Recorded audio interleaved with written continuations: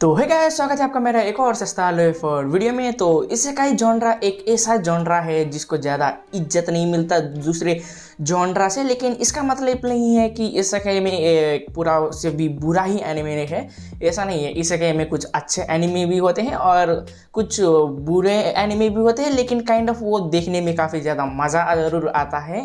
And isekai personally मेरा favourite genre में से एक है। भले ही ज़्यादातर एनिमे ट्रैश हो, लेकिन देखने में काफ़ी ज़्यादा मज़ा आता है भाई, because I have a bad taste. तो इसीलिए मेरे हिसाब से एनिमे अब काफ़ी ज़्यादा पॉपुलर हो चुका है। इतना ज़्यादा पॉपुलर कि हॉलीवुड वाले भी पैसे छापने की कोशिश कर रहे हैं। जैसे कि नेटफ्लिक्स ले लो, जहाँ पर हॉलीवुड में टर्मिनेटर, टॉम रेडर जैसे वाले बड़े बड़े आईपी वाले को कह सकते हो कि जापान में जाकर उनसे बना करके लो भाई ये एनिमे है और बेचते हैं। और ऐसा ही काम किया है वार्नर ब्रदर्स स्टूडियो ने, जहाँ पर वार्नर ब्रदर्स जाने जाते हैं अपने डीसी कॉमिक के लिए। एंड वार्नर ब्रदर ने कह सकते हो कि सोचा कि क्यों ना सुसाइड स्क्वाड को मिल्क करे, क्योंकि हाल ही में मैं कह नहीं सकता कि ये पॉपुलर है कि या फिर डाउनग्रेड, क्योंकि पिछली बार सुसाइड स्क्वाड का एक गेम लॉन्च हुआ तो काफ़ी बुरी तरह पिट रहा था, लेकिन समहाउ उन्होंने वो इसी से फिर से काम चलाने का सोचा और सुसाइड स्क्वाड पर एक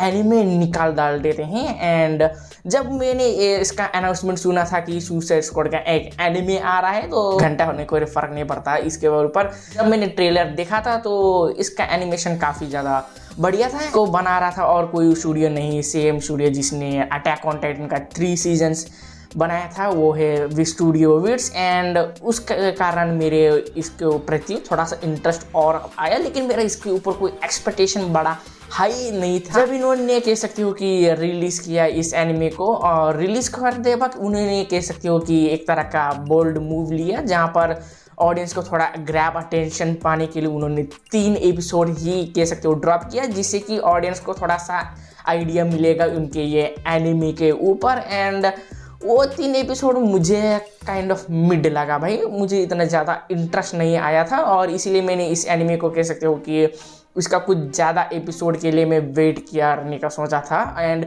हाल ही में इसका 10 एपिसोड आ चुका है, एंड वीडियो रिकॉर्ड करते वक्त तो मैंने वो 10 एपिसोड देखा है। एंड कह सकते हो कि ये पूरा एनिमे को मैं एक ही वर्ड में डिस्क्राइब करना चाहूँगा, इट इज़ एन मिड। सबसे पहले इसके प्लॉट के ऊपर ही बात करते हैं, जहाँ पर डीसी कॉमिक बेस्ड हुआ है ये सुसाइड स्क्वाड ग्रुप वाला है, जहाँ पर कह सकते हो मेन मेंबर वगैरह है हार्ली क्विन, डेडशॉट, शार्क और पीस मेकर। जॉन सीना तो नहीं है भाई, और क्लेफेस। इन सभी को भेजते हैं दूसरी दुनिया में, जहाँ पर उस दूसरी दुनिया में जाकर कह सकते हो रिसोर्सेस वगैरह इकट्ठा कर आना है। और वो सभी क्रिमिनल्स होते हैं, वो कोई हीरो वगैरह नहीं होते, और उन सभी को उस जगह पर भेजते हैं क्योंकि वो आप लोगों को वहाँ पर जाकर गंवाने नहीं चाहते थे। तो उन्होंने सोचा कि भेजना ही तो कोई क्रिमिनल्स वगैरह को भी भेजते हैं, और क्रिमिनल्स वगैरह उनके बात नहीं मानेंगे तो उनके कह सकते हो एक तरह का बॉम्ब वगैरह भी फिट किया। अगर तुम 72 घंटे से कह सकते हो कि दूरी हो जाओगे इस जगह, कह सकते हो उनका एक डिवाइस वगैरह होता है, तो उनके सर फोड़ दिए जाएंगे। तो अगर आपने सुसाइड स्क्वाड एनिमे क्यों कह रहा हूँ, मूवी वगैरह देखा है तो आपको पता ही होगा ये इस तरह का सेम प्लॉट वगैरह भी होता है मूवी में भी, और एनिमे में भी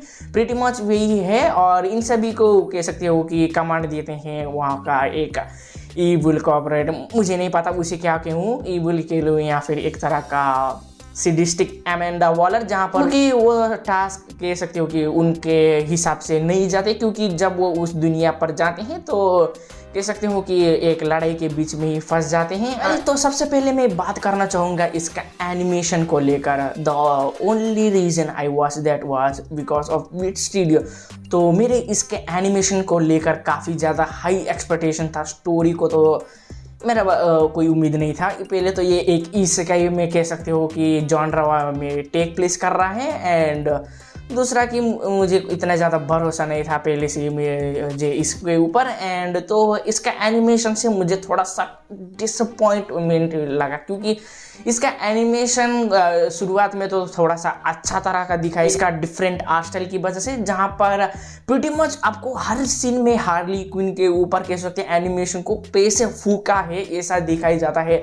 लेकिन मोस्टली जब बारी आती है कह सकते हो दूसरी चीज़ की, एंड स्पेशली जहाँ पर बैकग्राउंड कैरेक्टर को ड्रॉ करने के बाद होता है, तो सालों ने एफर्ट ही नहीं लग रहा है जैसा दिखाया गया है। जहाँ पर स्पेशली आपने एनिमी देखा हो तो यहाँ पर वो प्रिजन में जाती है और प्रिजन में जाने के बाद वहाँ पर गार्ड्स वगैरह को दिखाया जाता है। वो 2 गार्ड्स को काफ़ी बार यूज़ किया है एंड स्पेशली बैकग्राउंड में कह सकते हो कि एनिमेशन को काइंड ऑफ मिड जैसा है भाई। मैंने इस तरह का एक्सपेक्टेशन से नहीं देखा था ये एनिमे। स्पेशली मैंने विट स्टूडियो से तो मैं काफ़ी ज़्यादा उम्मीद करता था कि वो एनिमेशन तो कह सकते हो कि फोकेंगे, लेकिन ऐसा नहीं हुआ भाई। और इसका स्टोरी तो स्पॉइलर गई भाड़ में। तो जब हमारा सुसाइड स्क्वाड मेंबर दूसरी दुनिया में इसेकाई हो जाते हैं तो वहाँ पर कह सकते हो कि इंसान के और दूसरे प्रजाति के मनुष्य के बीच में लड़ाई वगैरह होता है। तो जब हमारा लोग वहाँ पर आते हैं तो उनका कह सकते हो काइंड ऑफ मदद करते हैं, लेकिन उन्हें वो प्रिजन में डाल देते हैं।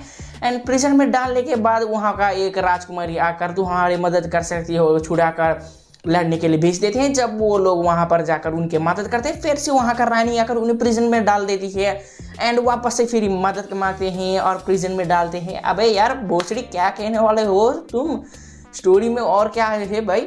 एंड ऑफ जिस तरह का मुझे थोड़ा सा फील हुआ इसका स्टोरी में। अगेन ये तो एक इसेकाई एनिमे है, स्टोरी से कुछ ज़्यादा एक्सपेक्ट नहीं कर सकते, लेकिन मैं स्टोरी से एक्सपेक्ट कुछ ज़्यादा नहीं कर सकता, लेकिन थोड़ा सा कह सकते इंटरेस्टिंग वगैरह प्लॉट तो दो।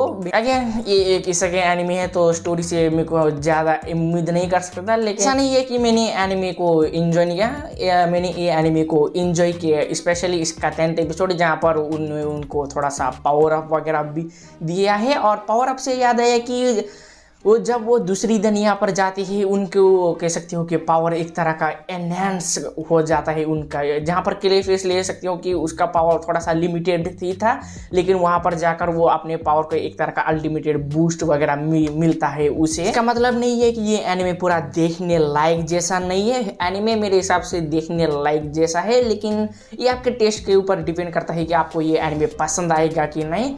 और हैज़ पर मैं आपको ये हाईली रिकमेंड नहीं करूँगा भाई। ये एनिमे मैं आपको हाईली रिकमेंड नहीं करूँगा। जनरली मैं आपको हाईली रिकमेंड करूँगा कि आप जाकर ये एनिमे देखें, ऐसा कहता हूँ, लेकिन इस बार नहीं भाई, मैं आपको ये नहीं कहूँगा। अगर विट स्टूडियो ने अपने एनिमेशन में और कह सकते हो कि पैसा और जान फूका होता तो मैं आपको ये ज़रूर हाईली में रिकमेंड करता हूँ। वैसे भी इसके एनिमे से आप कुछ ज़्यादा एक्सपेक्टेशन नहीं रख सकते, क्योंकि इसका एक ऐसा जॉनरा है जिसको ज़्यादा इज्जत वगैरह नहीं देते हैं। ओवरऑल मैं कहना चाहूँगा कि ये एनिमे एक तरह का मुझे मिड लगा, उतना ज़्यादा बुरा भी नहीं, उतना ज़्यादा अच्छा भी नहीं। तो वीडियो को ज़्यादा लंबी ना खींचते हुए मैं यहीं पर ख़त्म करना चाहता हूँ। उम्मीद करता हूँ कि आपको ये मेरा सस्ता लो एफर्ट वीडियो अच्छा लगे, और कुछ ज़्यादा ही अच्छा लगा तो चैनल को सब्सक्राइब कीजिए, अपने दोस्तों के साथ शेयर कीजिए। And thanks for watching.